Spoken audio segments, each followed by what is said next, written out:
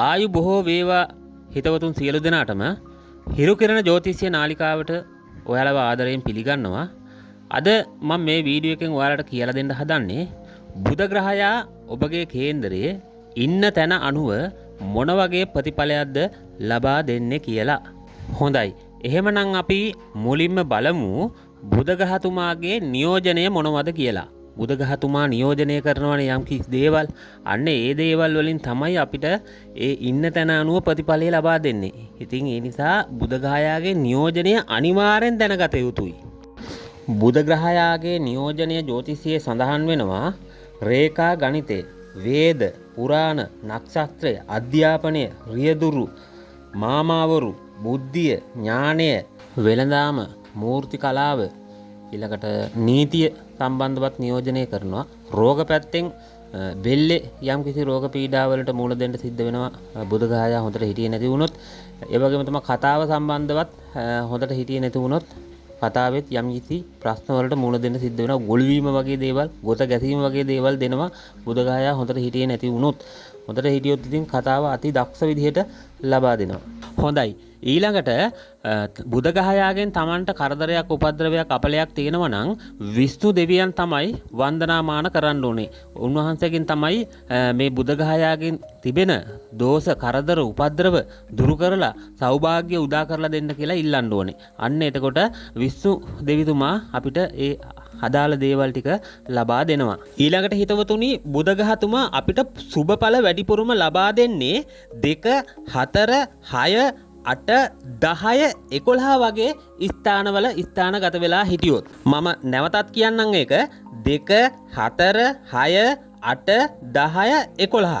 අන්න ඔය ස්ථාන තමයි බුධ ග්‍රහතුමා අපිට සුබඵල ලබා දෙන්නේ. හැබැයි මේ ස්ථානවල බුධ ග්‍රහයා ඉන්නකොට 100%ම ප්‍රතිඵලය ලබා දෙන්නේ උච්ච වෙලා හිටියොත්. සුවක්ෂේත්‍ර වෙලා හිටියොත් 75ක විතර වගේ ප්‍රමාණයක ප්‍රතිඵලයක් ලබා දෙනවා.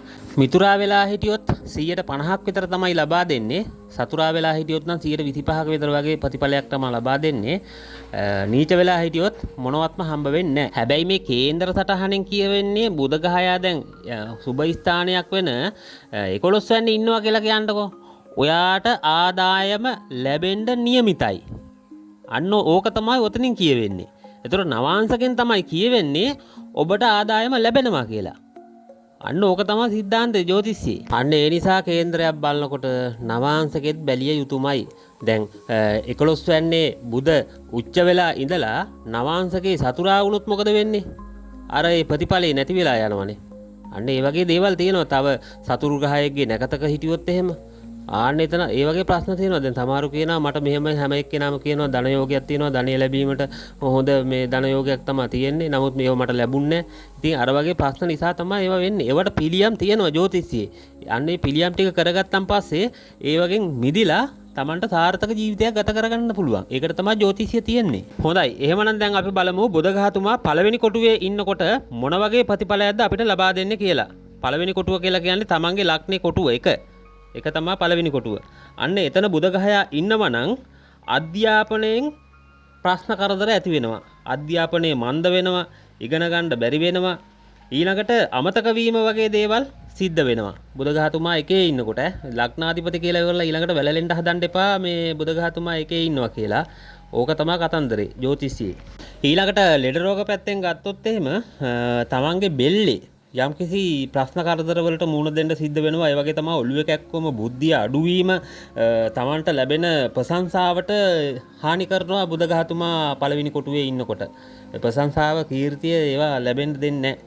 අන්න ඒ වගේ දේවල් වෙනවා. ඊළඟට මනස විකෘති වෙනවා. මනස විකෘති වීමක් වගේ සිද්ධ වෙනවා. හැබැයි ඉතින් උච්ච වෙලා හෝ සුවක්ෂේත්‍ර වෙලා මිතුරා වෙලා වගේ ඉන්නවනම් යම්තා ප්‍රමාණයකට ඒ අසුබ දේවල් අඩු කරලා තමයි දෙන්නේ. සතුරා වෙලා හිටියොත් ඉතින් බඩුම තමයි. හැබැයි සතුරු වෙලා හිටියත් සාමාන්‍යයෙන් හොඳ ලග්නයට සුබ කරන ග්‍රහයෙක්ගේ දෘෂ්ටියකට අහු වුණොත් එහෙම අර අසුබ ප්‍රතිඵලය අඩාල කරනවා. ඒ වගේ තව වෙනත් පැතිකඩවල් තියෙනවා. හොඳයි. එහෙමනම් දැන් අපි බලමු දෙවනි කොටුවේ බුධ ග්‍රහතුමා ඉන්නකොට මොන වගේ ප්‍රතිඵලයක්ද අපිට ලබා දෙන්නේ කියලා. බුධ ග්‍රහතුමා දෙවෙනි කොටුවේ ඉන්නවා නම් ගොඩාක්ම සුබදායක දේවල් තමයි අපිට ලබා දෙන්නේ. කතා කිරීමේ ශක්තිය ලබා දෙනවා. යන හොතට කතා කරන්න පුළුවන් ශක්තියක් ලබා දෙනවා බුදුගහතුමා දෙවෙනි කොටුවේ ඉන්නකොට. ඊළඟට ධනය වැඩි වැඩියෙන් ලබා දෙනවා. ධනය වැඩි වැඩියෙන් ලබා දෙන ගමන් පෞල් ජීවිතයත් ඉතාමත් සාර්ථකව ඉදිරියට අරගෙන යන්න පුළුවන් ශක්තියක් ලබා දෙනවා. ඊළඟට ආයුෂ පැත්තෙන් දීර්ඝායුෂ ලබා දෙනවා දෙවෙනි කොටුවේ ඉන්නකොට. ඒ වගේම තමයි තමන්ගේ මාමගේ පැත්තෙන් මාමගෙන් යම්කිසි උදව් උපකාර වගේ දේවල් ලබා දෙනවා දෙවෙනි කොටුවේ බුදුගහතුමා ඉන්නකොට. ඉතින් ඇත්තටම හොඳයි දෙවෙනි කොටුවේ බුදුගහතුමා ඉන්න එක. බුදුගහතුමා දෙකේ ඉන්නකොට දසාවක් එහෙම ලැබපුවාම ආයේ ඉතින් හොඳටම හොඳයි. හොඳයි. එහෙමනම් දැන් අපි බලමු බුදුගහතුමා තුන්වෙනි කොටුවේ ඉන්නකොට මොන වගේ ප්‍රතිඵලයක්ද අපිට ලබා දෙන්නේ කියලා. බුදුගහතුමා තුන්වෙනි කොටුවේ ඉන්න එක එච්චර සුබ නැහැ. සුබ ප්‍රතිඵල ලබා ගන්න බෑ. තමන්ගේ සහෝදර කැලත් එක්ක කිසිම සම්බන්ධතාවයක් නැහැ. අමනාපකම් සතුරෝ වගේ සහෝදරයෝ. ඒ වගේම තමයි අධ්‍යාපනයේ පැත්තේ ගත්තොත් අධ්‍යාපනයේ පැත්ත මන්ද වෙනවා. අධ්‍යාපනය කඩාකප්පල් වෙනවා. ඊළඟට යාළු මිත්‍රයන්ගෙන් කිසිම උදව්වක් බලාපොරොත්තු වෙන්න බෑ. බුදුගහයා තුන්වෙනි කොටුවේ ඉන්නකොට තමන් උදව් කරනවා යාළු මිත්‍රයන්ට. ඒ වුණාට යාළු මිත්‍රයෝ තමන්ට උදව් කරන්නේ නැහැ. තමන්ගේ උදව් විතරයි බලාපොරොත්තු වෙන්නේ. එයාලගෙන් කිසිම උදව්වක් ලබා ගන්න බෑ. ඊළඟට යාළු මිත්‍රයන් සමග නිතර රණ්ඩු වෙනවා. රණ්ඩු කරනවා. අන්න ඒ වගේ දේවල් සිද්ධ වෙනවා බුදුගහතුමා තුන්වෙනි කොටුවේ ඉන්නකොට. ඊළඟට තමන්ගේ පියාටත් එච්චර සුබදායක දේවල් සිද්ධ වෙන්නේ නැහැ තුන්වෙනි කොටුවේ බුදුගහතුමා ඉන්නකොට. ඒ වගේම තමයි දේපල ප්‍රශ්න කරදර ඇති වෙන්න පුළුවන්. බෙල්ල පැත්තේ ලෙඩ රෝග ඇති වෙන්න පුළුවන්. ඊළඟට මනෝධෛර්ය ශක්තිය අන්න ඒ වගේ දේවල් නැති වෙලා හීන වෙලා යන්න පුළුවන්. ඕක තමයි බුදුගහතුමා තුන්වෙනි කොටුවේ ඉන්නකොට ලබා දෙන ප්‍රතිඵලය. හොඳයි. එහෙමනම් දැන් අපි බලමු බුදුගහතුමා හතරවෙනි භාවයේ ඉන්නකොට මොන වගේ ප්‍රතිඵලයක්ද අපිට ලබා දෙන්නේ කියලා. හතරවෙනි කොටුවේ. බුදුගහතුමා හතරවෙනි කොටුවේ ලග්නෙට හතරවෙනි කොටුවේ ඉන්නවා නම් ඇත්තටම ඊ타ත්ම සුබයි. අධ්‍යාපනයේ පැත්තෙන් ඉහළම ප්‍රතිඵල ලබා දෙනවා. අධ්‍යාපනයෙන් ඉහළටම යන්න පුළුවන් හැකියාව ලබා දෙනවා බුදුගහතුමා. ඊළඟට තමන්ට වාහන වලින් ලාභ තියෙනවා. අලුතෙන් වාහන ගන්න පුළුවන්. ඒවා විකුණන්න පුළුවන්. ඊළඟට ඉඩකඩම් දේපොළ තියෙනවා. ඒවා වැඩි දියුණු කරගන්න පුළුවන්. ගොඩාක් හොඳ දේවල් තමයි බුදුගහතුමා හතරවෙනි ස්ථානයේ ඉන්නකොට ලබා දෙන්නේ. ඊළඟට විද්‍යාව හා තාක්ෂණයේ පැත්තෙන් ඉහළට යන්න පුළුවන් හැකියාවක් ලබා දෙනවා බුදුගහතුමා හතරවැන්නේ ඉන්නකොට. ඊළඟට ජ්‍යොතිෂීය පැත්තෙන් කවුරු හරි ඉන්නවා නම් බුදුගහතුමා හතරවැන්නේ ඉන්න කෙනෙක් එයාට ඉහළටම යන්න පුළුවන් හැකියාව ලබා දෙනවා ජ්‍යොතිෂීය පැත්තෙන්. ඊළඟට තමන් ස්වයං රැකියාවක් වගේ මොනවා හරි දෙයක් කරනවා නම් ව්‍යාපාරයක් කරනවා නම් ඒ වගේනුත් ඉහළ ලාභ ප්‍රතිඵල ලබා ගන්න පුළුවන් අවස්ථාව උදා වෙනවා. තමන්ගේ ඥාතියින්ගෙනුත් තමන්ට සුබ ප්‍රතිඵල තමයි ලබා දෙන්නේ බුදුගහයා හතරවැන්නේ ඉන්නකොට. හොඳයි. එහෙමනම් දැන් අපි බලමු බුදුගහතුමා පස්වැන්නේ ඉන්නකොට මොන වගේ ප්‍රතිඵලයක්ද අපිට ලබා දෙන්නේ කියලා. බුදුගහතුමා පස්වෙනි ස්ථානයේ ඉන්නකොට නම් සුබ ප්‍රතිඵල උදා කරන්නේ ලබා දෙන්නේ නැහැ. බුද්ධිය පැත්තෙන් දුර්වල කරනවා බුදුගහතුමා පස්වෙනි ස්ථානයේ ඉන්නකොට. උසාවියේ නඩු වගේ දේවල් වලට පැටලෙන්න පුළුවන්. පොලිස් කේස් වගේ දේවල් වලට පැටලෙන්න පුළුවන්. බඩ සම්බන්ධව ප්‍රශ්න කරදර වලට මුහුණ දෙන්න සිද්ධ වෙනවා. නහර සම්බන්ධව රෝග වලට මුහුණ දෙන්න සිද්ධ වෙනවා. ඊළඟට දරු සම්පත් පැත්තෙන් ඒ සම්බන්ධව යම් ප්‍රශ්න ගැටලු ඒ වගේ දේවල් ඇති වෙන්න පුළුවන්. ස්ත්‍රී පාර්ශවයට පස්වන්නේ බුදුගහතුමා තැන්පත් වෙලා හිටපුවාම ඇබෝෂන් වගේ දේවල් වලට මුහුණ දෙන්න සිද්ධ වෙනවා. ඒ වගේ ප්‍රශ්න කරදර වලට මුහුණ දෙන්න සිද්ධ වෙනවා. ඊළඟට යටිබඩ සම්බන්ධව පවතින ලෙඩ රෝගවලට මුහුණ දෙන්න සිද්ධ වෙනවා බුදුගහතුමා පස්වැන්නේ ඉන්නකොට.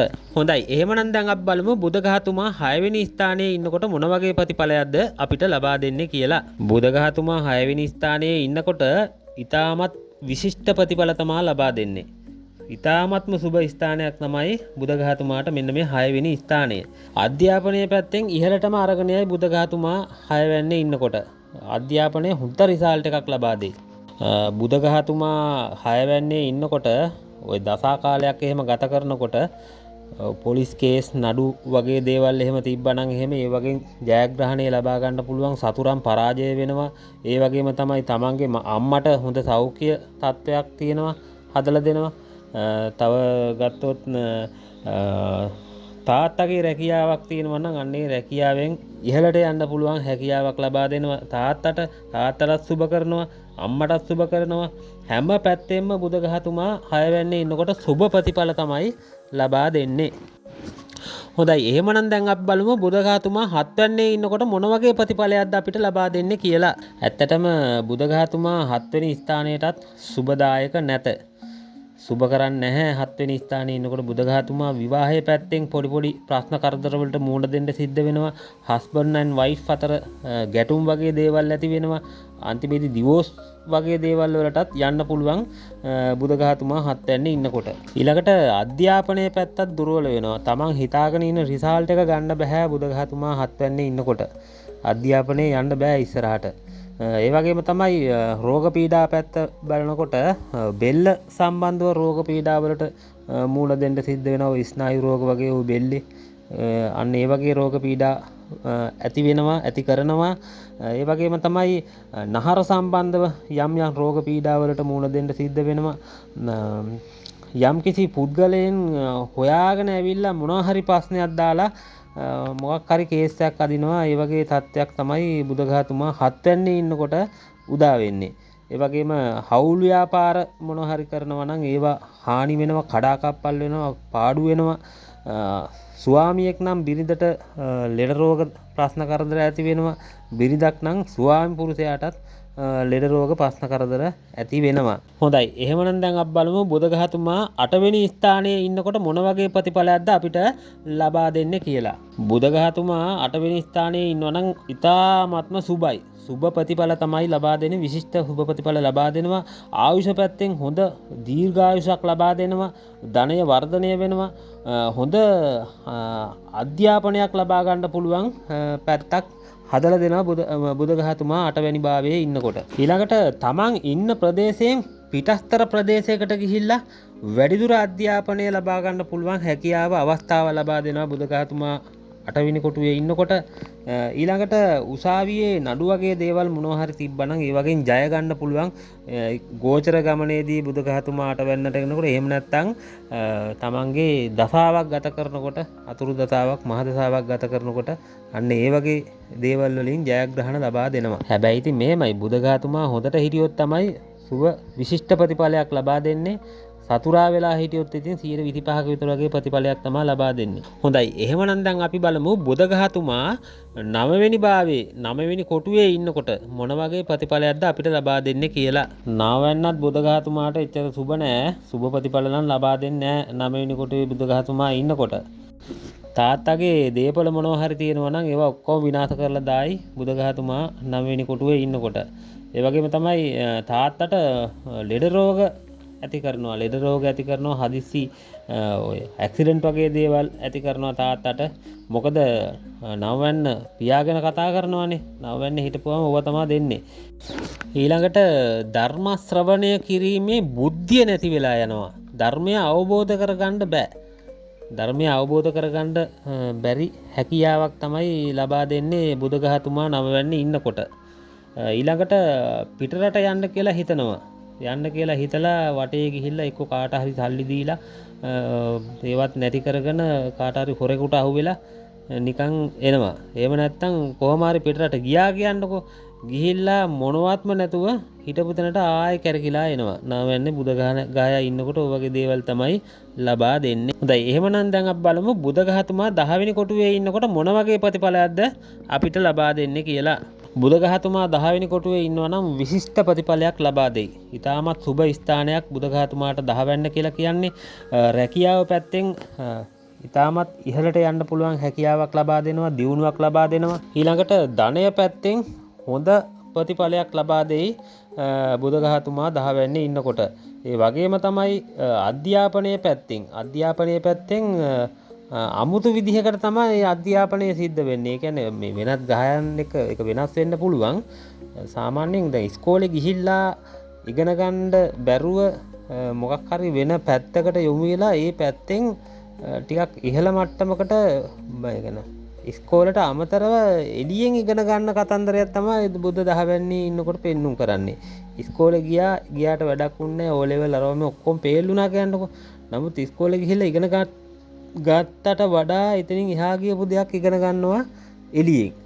ආන්න ඒ වගේ දෙයක් තමයි කියවෙන්නේ බුද්ධ 10 වෙනි ඉන්නකොට. ඊළඟට ජ්‍යොතිෂ්‍ය ශාස්ත්‍රය මනාකොට ඉගෙනගෙන ඒකෙන් ඉහළට යන්න පුළුවන් හැකියාව ලබා දෙනවා. ඒ වගේම තමයි ඉඩකඩම් දේපොළ ඒ වගේ දේවල් මිලදී ගන්න පුළුවන් අවස්ථාව හැකියාව ලබා දෙනවා. රජයේ පැත්තෙන් ලැබෙන්න තියෙන ඒ වරප්‍රසාද ඒ වගේ දේවල් ඔක්කොම ලබා දෙනවා බුදගහතුමා 10 වැන්නේ ඉන්නකොට. සාමාන්‍යයෙන් රැකියාවක් කරා කියන්නකො රජයේ රැකියාව කරපු කෙනා අනිවාර්යෙන් විශ්‍රාම වැටුප අරගෙන තමයි එළියට එන්නේ. ආන්න ඒ වගේ ස්වභාවයක් බුදගහතුමා ලබා දෙනවා 10 වැන්නේ ඉන්නකොට.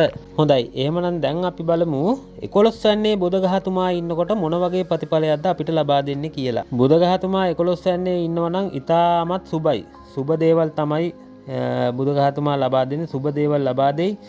ඒ වගේ තමයි අධ්‍යාපනයේ පැත්තෙන් හොඳ දියුණුවක් ලබා දෙනවා.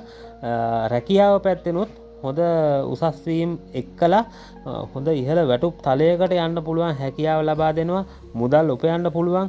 ඒ වගේම තමයි හැම රැකියාවකින්ම හොඳ ලාභයක් ලබා ගන්න පුළුවන් හැකියාව ලබා දෙනවා. වැඩිමහල් සහෝදරයෙක් ඉන්නවා නම් ඒ සහෝදරයාගෙන් තමාගෙන් ඒ සහෝදරයාටත් උදව් උපකාර ලබාගෙන දෙන්නත් එක්ක එකට ගමනක් යන්න පුළුවන් හැකියාව ලබා දෙනවා.